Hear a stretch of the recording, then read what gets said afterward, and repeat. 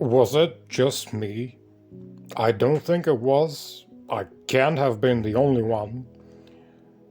It's not like I hated it, it was fine, but compared to the masterpiece marketing descriptions, it was so disappointing. Like, okay, it's a film about the creator of the atomic bomb, and we don't even get a scene of the bombing itself. I was expecting it as some kind of a culmination the entire time, and it never came. I don't know, was that because it might have been considered offensive to the Japanese? Because if that was the reason, then why do we have so many movies about, say, the Titanic or the World Wars and such? Or maybe was the scene not made because Nolan would have considered that too shallow and too easy, as in too much of an obvious element in the film, and he wanted to omit it and just hint at it so that the entire thing looks more sophisticated, so to say. Because if that was the intention, it did not do it for me. I wanted to see the actual bombs, and no, this doesn't make me shallow. I just enjoy scenes with massive action and disaster drama, especially when it comes to human history. So I never saw the bombs, and instead of that, I saw 3 hours of talking.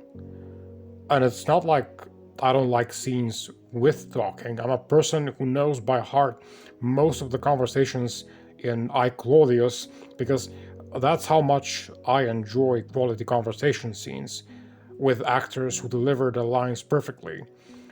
I sometimes cut out my favorite conversation scenes from TV shows and movies, convert them into audio files, and listen to them on my phone like I do regular music. That's how much I can appreciate conversation scenes. But the talking in Oppenheimer, it just killed me. There's like a dozen separate conversations, each of them taking place between different people, each of them happening at a different point in time, and each of them concerning more or less a different thing. And even that as a concept, I don't mind. But the thing was, all the separate conversations were mashed up together and jumbled up like a puzzle throughout the entire film. You'd be watching one conversation, then it switches to a second conversation, then a third one, and then all of a sudden, you go back to the first one. And I'm expected to remember whatever the fuck was the topic in the first conversation. Now, because I've also seen Inception, it looks like Christopher Nolan has some kind of a fetish for depicting parallel lines of realities, all happening simultaneously, kind of, or at least being depicted as at the same time. And he just gets a boner from making the viewer struggle to focus on keeping track of all the different timelines. I get it. It sounds like an awesome concept, but with this film, it did not work for me. I was sick of the people talking fast, together at the same time, and across cut apart and jumbled pieces of scenes, and I was so sick of it that at the end of the film, I was glad it was finally over. And for the record, I did not like. Fuck, I'm drunk. And for the record, I didn't like Inception either. It was a cool concept, but just too fast, too action packed, and too full of itself for me. Too cocky with the main idea. Christopher Nolan, for me, is like those HR people who give you a shit sandwich critique.